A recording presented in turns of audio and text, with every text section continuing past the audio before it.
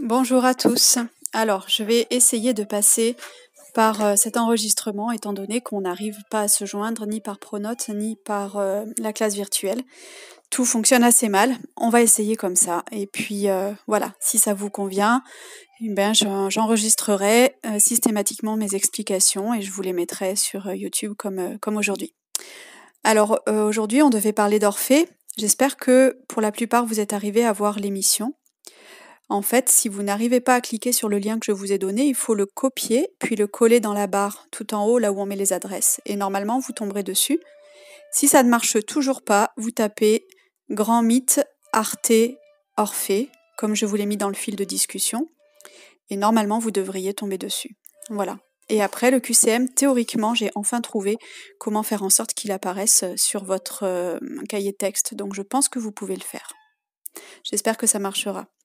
Pour résumer un petit peu l'histoire d'Orphée, donc Orphée c'est un musicien plutôt, qui en fait, grâce à sa musique, parvient à calmer les animaux sauvages, à faire danser les arbres, qui arrive même à convaincre les dieux de ne pas faire ce qu'ils ont prévu de faire, donc il est très connu pour ça.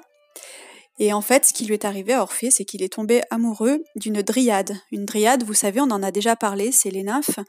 Ce sont les nymphes qui sont dans les arbres ou dans la nature. Et Orphée donc est tombé très amoureux d'Eurydice.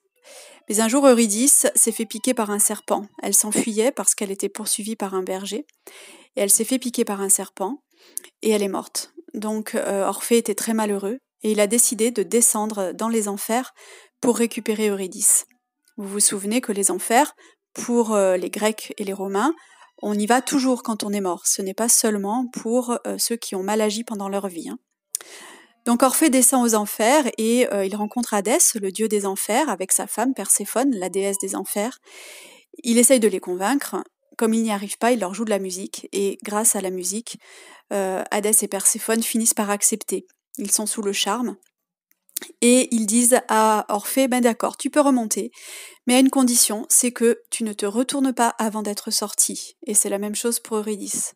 Donc Orphée, bien sûr, est très content. Il remonte le long tunnel. Donc il remonte le long tunnel qui leur permet de sortir des enfers. Et lorsqu'il arrive tout en haut, Orphée se dit qu'il est enfin sorti des enfers et il veut être sûr qu'Eurydice l'a bien suivi.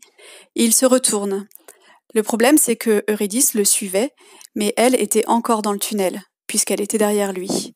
Et de ce fait, la promesse qu'ils avaient faite aux dieux de ne pas se retourner avant d'être sortis n'a pas été respectée. Et Eurydice est aussitôt rappelée au cœur de la terre, dans les enfers. Orphée est tellement malheureux qu'il ne cesse de chanter sa douleur. Et les déesses, qu'on appelle des Ménades, sont tellement jalouses de le voir penser à Eurydice sans cesse qu'elles le décapitent, elles lui coupent la tête et elles jettent la tête d'Orphée dans la mer. Et elles ont la surprise de constater que même une fois jetée dans la mer, la tête d'Orphée continue de chanter. Voilà, donc je vous ai raconté cette histoire pour ceux qui n'avaient pas pu voir l'émission. J'ai juste oublié de vous dire que ensuite Zeus aurait fait d'Orphée une constellation, qui est la constellation de la Lyre.